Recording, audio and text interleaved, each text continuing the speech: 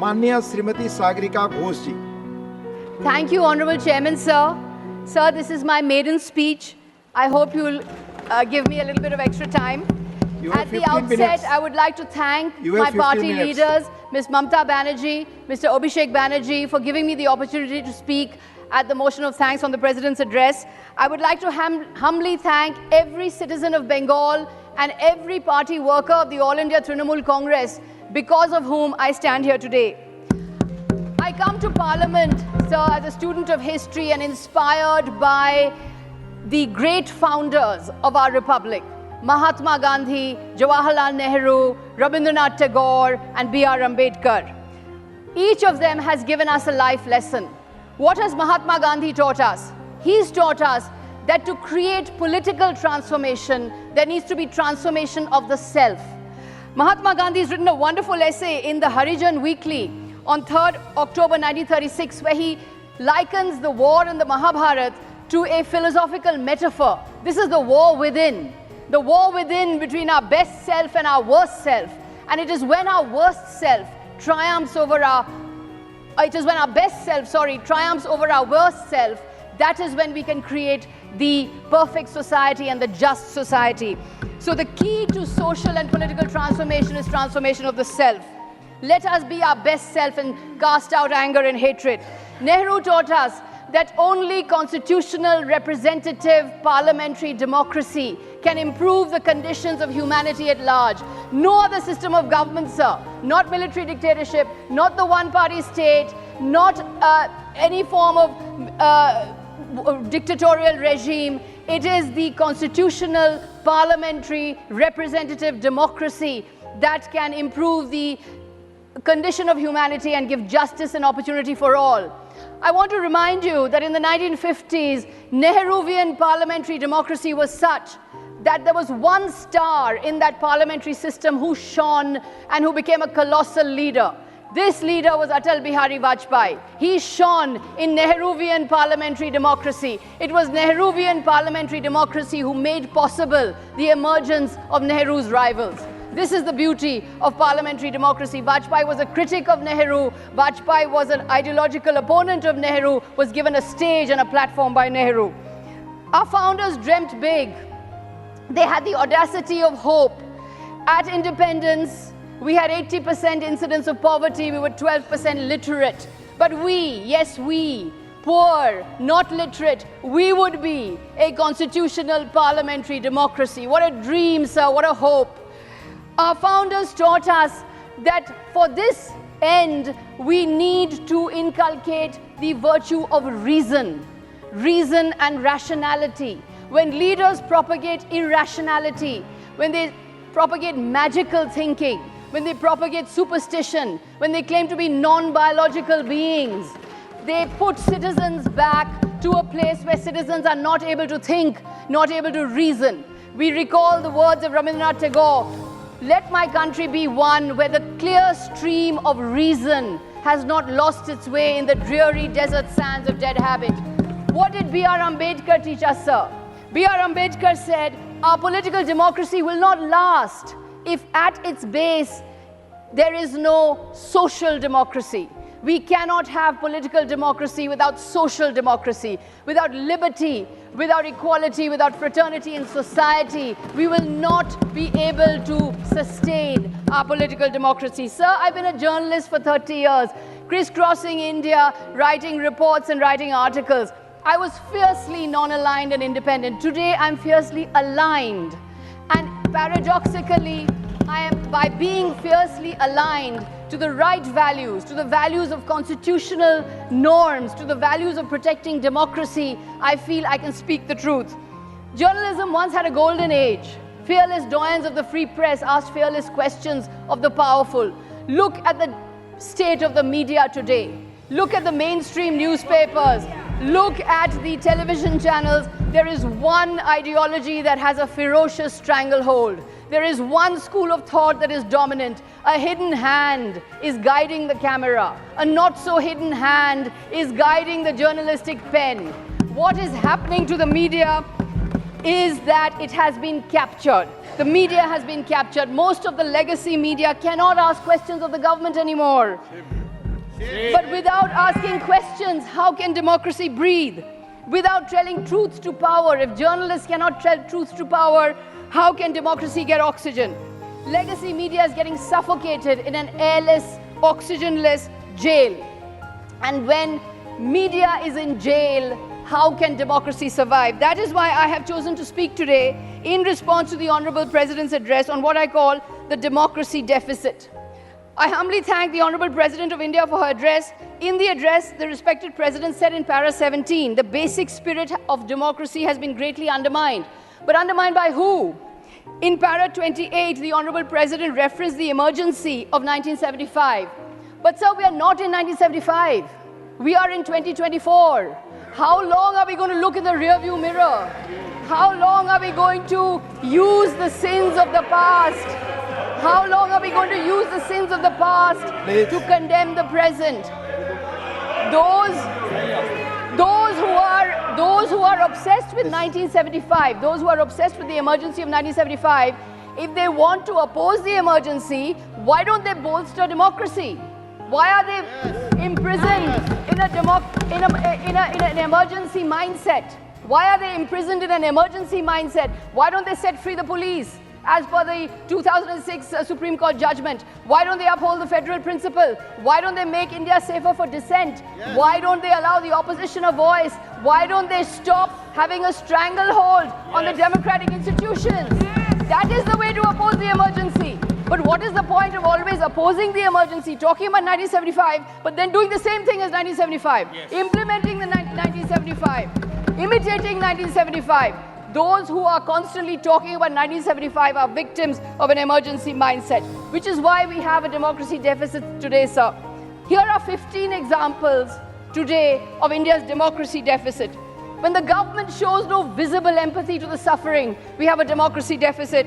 When instruments of state are used for partisan ends, we have a democracy deficit. When citizenship is defined by religion, we have a democracy deficit. When the party system is attacked, we have a democracy deficit. When there are attempts made to delegitimize the opposition, we have a democracy deficit. When the free press is crushed, we have a democracy deficit.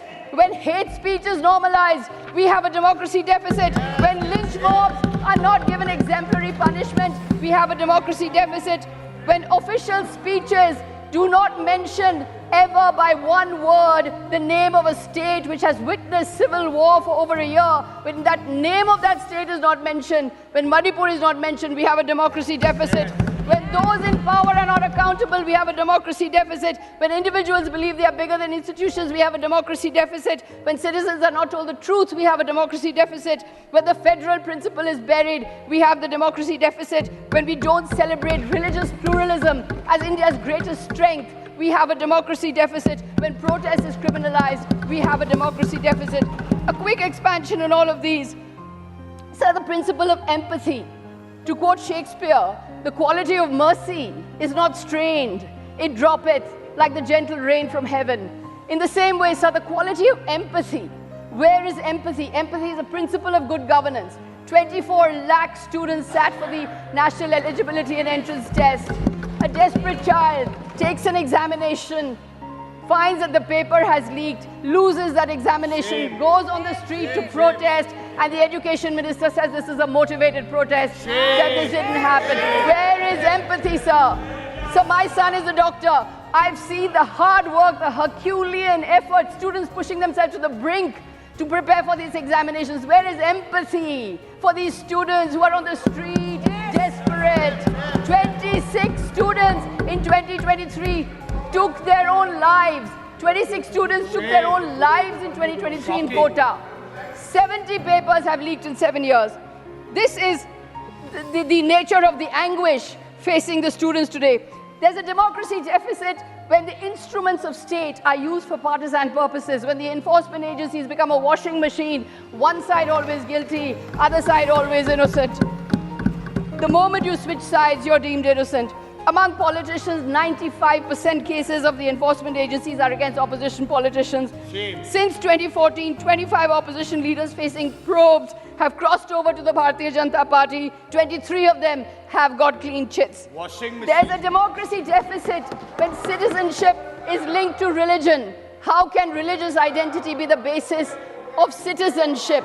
This is a principle our founders would have opposed with all their might.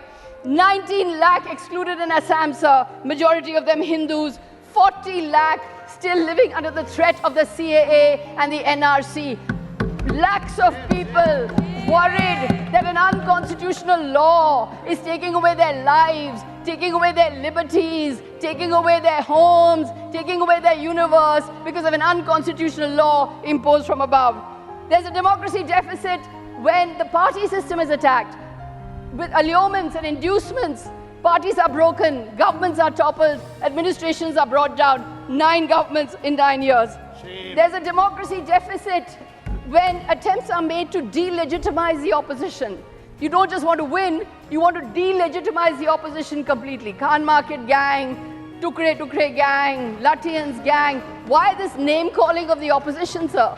The opposition is a established and a part of the democratic system. The opposition is very much part and parcel of the parliamentary democratic system. In a democracy, the people are sovereign.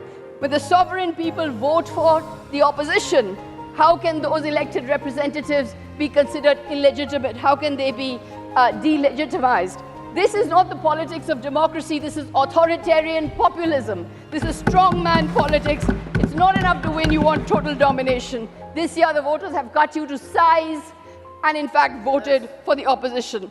There's a democracy deficit when the free press is crushed. As I mentioned earlier, India ranks 159 out of 180 in annual World Press Freedom Index released by Reporters Without Borders. India's press freedom has fallen 19 places since the BJP-led dispensation came to power in 2014. In para 26, the Honorable President of India said in her address that in the era of communication revolution, disruptive forces are conspiring to weaken democracy.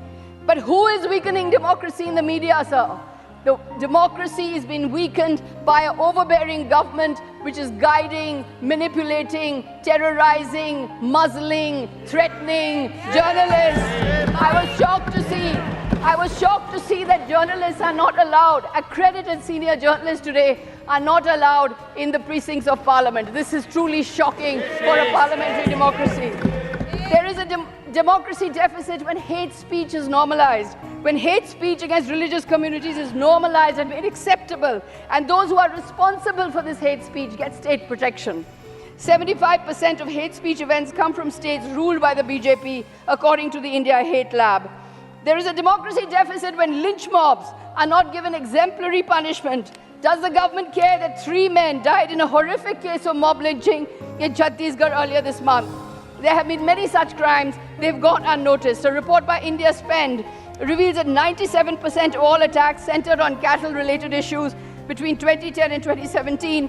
97% cases were reported in the last 3 years.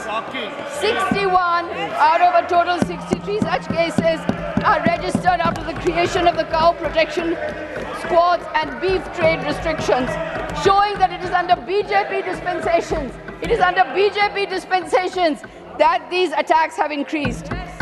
There is a democracy deficit when a civil war has raged for over a year in a state and that state's name cannot be mentioned by the Honorable President in her address, and the Prime Minister does not even visit once to Manipur, where over 70,000 are homeless and 200 have died.